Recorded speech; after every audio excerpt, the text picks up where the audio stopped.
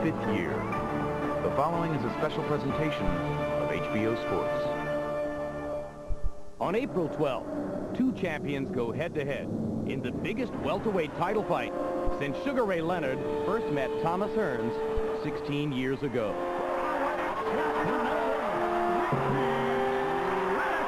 Golden Boy!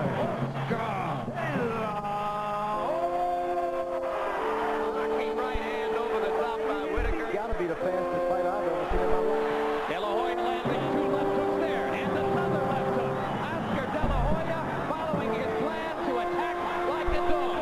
He's gonna have to be in the best shape of his life because I'll do whatever it takes to win that fight. Good short left hook by De La Hoya. Brunell's reaching with that left hand inside. This kid has never had a super fight. Dude, I want to keep him in there and take him into those rounds he's never seen before. I don't think I've ever seen Brunell punch harder. Can he, at his age, sustain it for 4 more rounds? Oh, what a left hand by Whitaker! Brunell Whitaker himself dramatically. Not only changed his game, he's raised his game. De La Hoya with the punishment. Not for nothing, George, do they call him the Golden Boy. He looks like the Golden Boy, but he's got some iron and lead in those gloves. That's it! Oscar De La Hoya!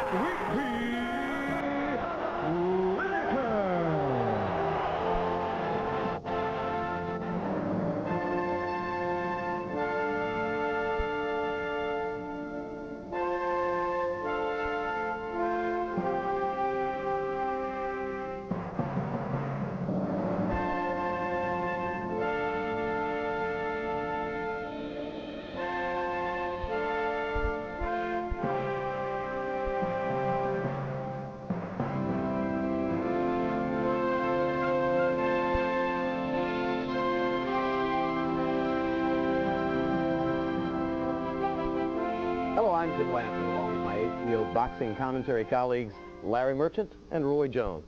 We welcome you to this special look ahead toward the biggest welterweight fight in 16 years since the young Ray Leonard met the young Thomas Hearns. When Oscar De La Hoya and Pernell Whitaker enter the ring in Las Vegas April 12, both will redefine careers which began with Olympic glory. And there to watch at ringside will be another great Olympian, Roy Jones. Roy, what excites you about this fight? Well, Jim, you have two guys who have virtually rose to the top of their games. Both guys are at their peaks right now. One is on the way up still, the other is on the way down. And they're in the same lane, so somebody has to be moved aside. I don't know who it will be yet. There's so much controversy involved, and you can't just look at this fight on paper and say, well, this guy's going to win. That's what's so good about boxing. A natural confrontation here that doesn't always happen, Larry, in the convoluted business of boxing. In the modern age of boxing, Jim, there are so many bogus champions who don't want to meet each other.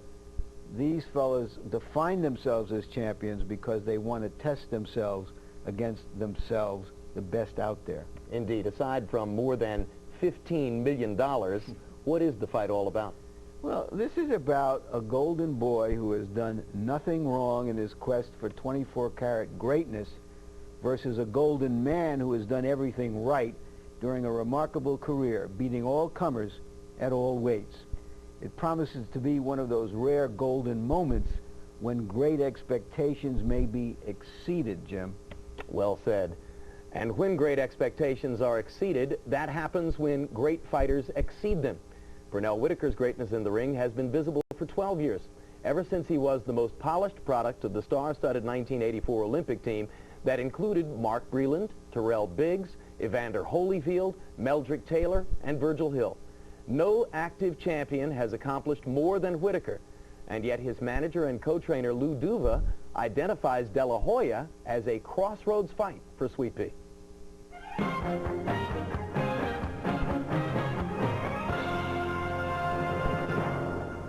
At his stage of the career, in his career, this is the biggest fight because it's a crossroads fight for him, you know? He loses, what does he do? He must prove that the 12 years that he's been a professional were no fluke. If they think one fight will define 12 years of excellency, then somebody should be fired. It'll bother me if they let this fight right here dignify my career.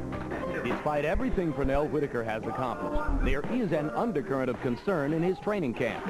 A sense that at age 33, Whitaker loses everything if he loses to Oscar De La Hoya. The fighter himself disagrees, insisting his career stands on its merits up to now. He states the case the way he has fought for the most part, defensively. I have done everything. Winning a gold medal, turning professional, winning 6 world titles, winning Fighter of the Year, proclaimed the best fighter pound for pound. So there's nothing else to be proved. Whitaker is right, but his performances in the past 2 years argue against him. Against less than world-class opposition, Sweet Pea has looked slow, out of shape. More shockingly, the once unhittable dipsy-do defender has been tagged by a journeyman and a rookie. Persistent rumor in the boxing world is that Pernell Whitaker parties harder than he trains. If I partied that much, I would look old. And looking into that camera, the whole immediate world looking at me can sense that I do not look 33 years old. I don't do no more than the next man.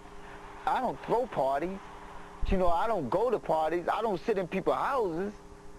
So where are you seeing me at all these places? And where is the party? Okay, so maybe it isn't the partying, but has age alone been enough to change the way Pernell fights? I know I'm not as quick as I used to be. So I have to make up with it by using my head and not getting hit with anything. You know, I knew when I was younger I wouldn't get hit with anything. And I really wasn't thinking that much. But now that I'm doing more thinking in there and positioning myself so that when the guy misses, I can make him pay, that's the big change. A change that paid dividends when a seemingly unmotivated Whitaker had his problems against Wilfredo Rivera in their first meeting and then needed a victory in their rematch last September. And in his very next fight against unknown Diabeles Hurtado, Pernell again showed up unprepared and needed an 11th round come-from-behind knockout to preserve this meeting with De La Hoya. Yes, he had a hard time motivating himself. It's very hard for a guy in Pernell Whitaker's caliber to take a guy that he's never seen before, that he's never heard of before. So how good can a guy be? It was very frustrating to jump in there and fight ordinary fighters. And I'm the one who keeps stepping in the ring with everything to lose and nothing to gain out of fighting these guys. So when it was officially announced Whitaker would fight De La Hoya, the Sweet Pea of Pernell's youth seemed to flower again. This is the super fight Whitaker's camp has been seeking ever since Pernell was robbed of victory after beating up Julio Cesar Chavez. The feeling that I had when I fought Chavez is the same feeling I have right today. I missed this feeling for now 3 years, and that's what this fight is all about. Once you get a challenge, and once you get a fight like this and with this magnitude, of course you're gonna dig down deep. They built Chavez to be this unbeatable, unbreakable monster. What'd he get? Same thing that Oscar De La Hoya is gonna get. A good spanking. In big fights, Whitaker has always risen to the occasion. The fact that this one comes near the end of his career, and he goes in as the underdog, brings to mind what his good friend Evander Holyfield faced when he knocked out Mike Tyson. Evander didn't need to come in there with the ordinary fight and take a chance of not looking at his best. In order to bring the best out you have to fight the best. When that happened, it gave me inspiration. And I said to him, I said, Pete, now how do you think you're going to do with De La Hoya? Oh, man, you just watch. See what Evander did? Yeah, watch me with De La Hoya. For now, they watch him in training. When April 12 arrives, he will have been in camp 10 weeks, one of the longest of his career. And he's sparring with hard punchers, Mark Breland, Vernon Forrest, Ivan Robinson, and Fernando Vargas. I'm more motivated, more focused, plus I'm working harder. I'm going to show some of that 84 flavor, and I'm going to show some of that early professional flavor, and then I'm going to show some of the maturity of the older Pernell Whitaker. All those lined up in one. He may need all that and more. Whitaker's entourage clings to the gospel that a big fight will again bring out the best in the fighter. And the aging champion repeats the mantra. If this is my last fight, it's going to be the greatest fight people ever seen. I'm flat out. It's going to be the best performance that boxing fans have ever seen. Larry, what's your take on the language of Pernell Whitaker's training camp? My take is that Pernell Whitaker is about 100,000% right that his reputation is De La Hoya proof. Azuma Nelson, one of the best fighters of his time, could scarcely lay a glove on him in their match. Julio Cesar Chavez didn't want any part of Whitaker in a rematch after their infamous draw. Pernell Whitaker's record is indelible. Should he lose, just as the old Armstrong lost to the young Robinson, as Lewis lost to Marciano and Ali to Holmes, he, like they, will still be great. As for his lifestyle, Whitaker could have gone to bed every night at 9 and drank nothing but orange juice, and he'd still be 33 years old. Though many veteran champions have had memorable fights, none of them has been as good as they were in their primes. All long-time champions need serious challenges to bring out the best they still have left. And Pernell Whitaker has that in De La Hoya. Question. Whitaker's last 3 fights coming into this matchup are not unlike Evander Holyfield's last 3 fights prior to his sudden resurrection against Mike Tyson. But isn't the miracle resurrection trick a little bit easier for a heavyweight like Holyfield than for a man like Whitaker who's had to make weight all his life? I think it was easier for Holyfield because he was fighting a one-dimensional opponent who himself was past his peak. Whitaker is fighting a fighter just coming in to his best years. Roy, Pernell Whitaker was down twice on knockdowns and slipped down another 3 times in his last fight against Diabeles Hurtado. Does he have the legs left to fight a puncher like De La Hoya? Yeah, Jim, I think he has the legs left. It's just that sometimes when you don't estimate a guy to be what he really is, or when you underestimate people, you go in and you don't prepare yourself quite as well as you do when you know you have a tough fight. This time you won't see any of those slips because Pernell Whitaker will be in top condition. All right, let's shift the focus from age 33 to age 24. There were any number of ways that Oscar De La Hoya could have made a large fortune in 1997. He's blessed with a constant catalog of name-value opponents that some other champions can only envy. No one would have blamed De La Hoya if in his first full welterweight fight he had chosen some opponent other than the best in the division. But Oscar wanted Whitaker. It could be a brave and intelligent choice, or it could be too ambitious.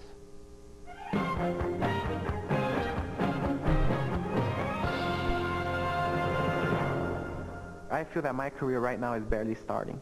You know, after 4 years of professional boxing, after 23 fights, this fight here, it's barely starting. This is where, like, I come out, you know, this is where people get to know me in this fight here. And it's just the beginning. For the record, the beginning was in 1992, when Oscar De La Hoya won Olympic gold and began his unbeaten professional career. Beating Pernell Whitaker would give him a claim to the title of best pound-for-pound fighter in the world.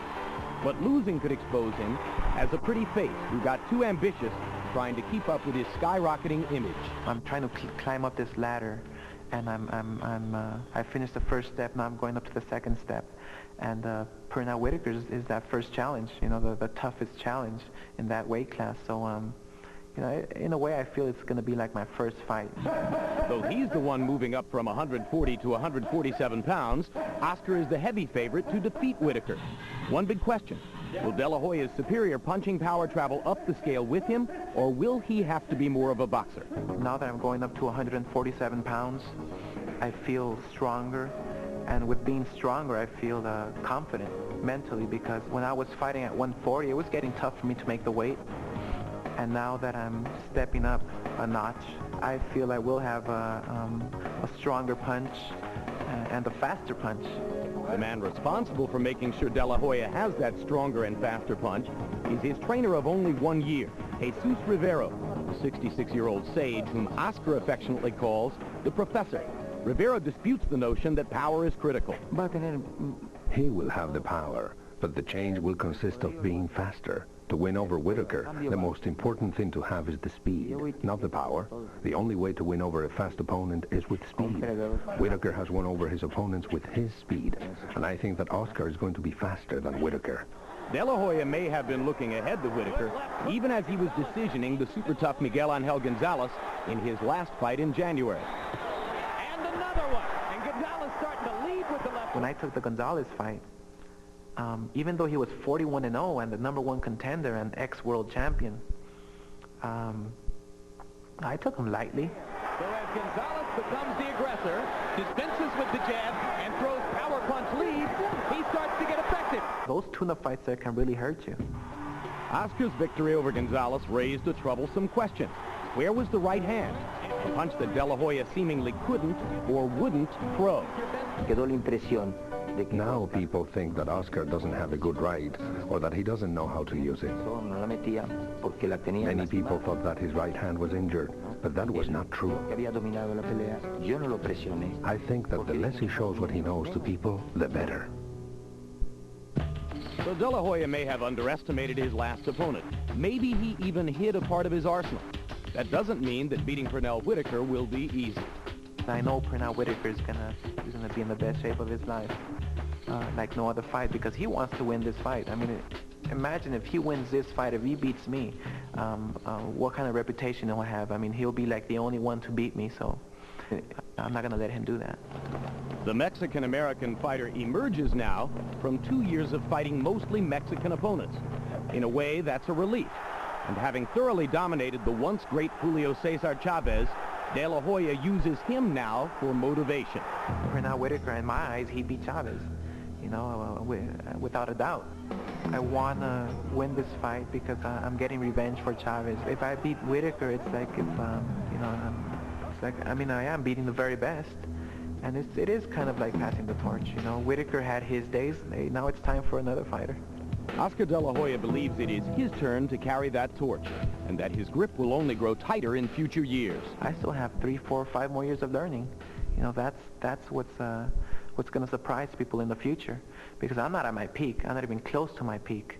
I think I need 4 years or 5 years to be right at where I want to be, and I think that's pretty scary, isn't it? Oscar De La Hoya wants April 12 to be remembered as just the beginning. But if he loses, he could be remembered as just another pretty face who had a golden opportunity to step forward, but went too far too fast, trying to keep up with his golden boy identity.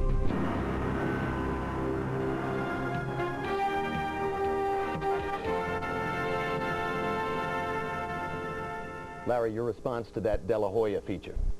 Well, one thing that comes through, I think, is that De La Hoya may have an advantage because he has that youthful conviction that this is the most important fight of his life.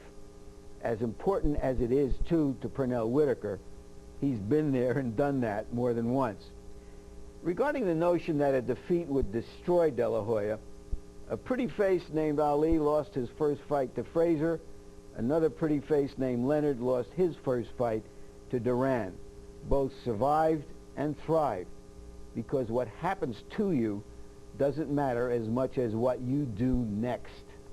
As I alluded to in the piece, De La Hoya would have caught no flack if he had chosen another fight first as he moved up in weight. Why is he fighting Pernell Whitaker? This is the right time for this kind of fight for De La Hoya. He's fighting a great fighter with a great name, who is past his best, who is basically at his best when he was a lightweight. He is not a really strong man. A terrific fight for De La Hoya to show what he has. Roy, on paper, there's a big change here. Oscar is accustomed to fighting smaller guys who are coming up in weight to meet him for his marketing power. He built his whole career that way. Is Whitaker big enough to make Oscar feel smaller in there, or is this going to be more of the same for De La Hoya? Well, Jim, I think it's going to be more of the same. The reason is because Oscar is a big guy. Oscar is not a small kid. Oscar should really be a welterweight. I think his best weight class is going to be the welterweight division. Whitaker, however, is really a lightweight. He's just matured so much until he's learned to tote the weight, and he's been all the way up to 154. But his best weight was 135. And all that figures into some of the style elements we could see. All big fights offer intriguing style contrasts. This one much more than most. Southpaw versus conventional stance. Boxer versus boxer puncher. Lateral movement versus up-the-middle power. Roy Jones looks beyond the surface of all that to some of the subtle nuances that could decide the fight.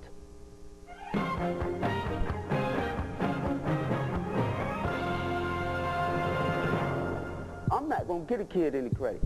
You know, I don't know his strong points. It's not my job to give him any credit. I'm going to give him the fight of his life because I'm not going to let him off that easy. His weakness is he wake up every morning thinking that he has to fight me. Just because he's considered to be one of the best pound for pound, I'm not going to take it easy. I'm going to go in there and try to knock him out. I won't be caught up in a brawl. I don't want to get into a situation where both of us are punching and nobody's stopping. What I have to do is beat him at his own game plan. If he gets in a brawl with me,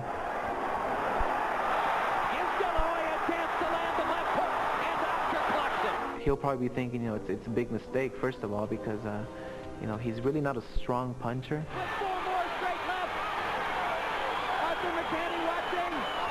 What I try to do is make the kid fight the way I want him to fight. And once you got a guy boxing the way you want him to box, then you're in control. I'm going to go out there and put the pressure. And De La Hoya is finding the target again. That's the way this fight is going to be. You heard what both men had to say and the way they plan to fight this fight. However, we know that in professional boxing, it is much easier to say these things than it is to do them. If I were preparing for a fight with such magnitude, this is the way that I would prepare myself. Here to help me give a demonstration is my good friend Derek Smoke Gainer. He's a southpaw like Sweet Pea Whitaker. For Whitaker to be effective, he needs to take his lead foot, place it outside of De La Hoya's lead foot, lead with the left hand. Boom.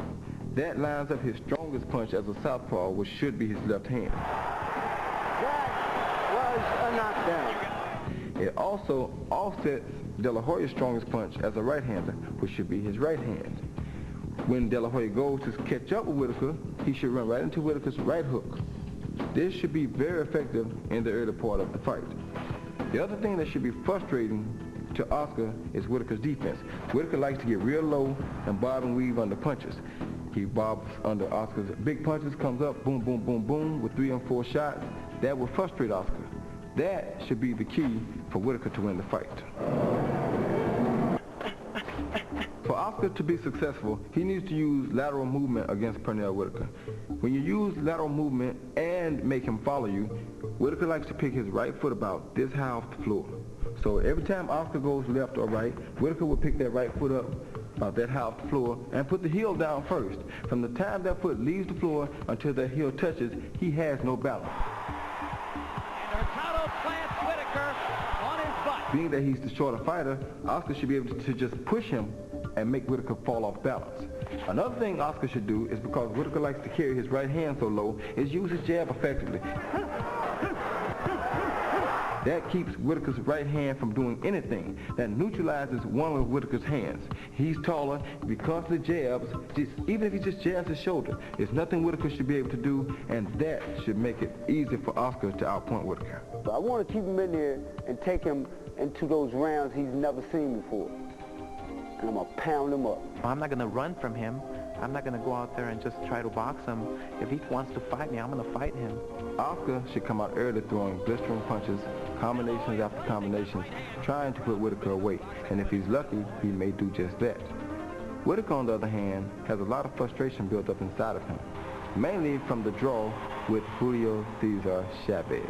Whitaker wants to prove that he is the junior welter and the welterweight king.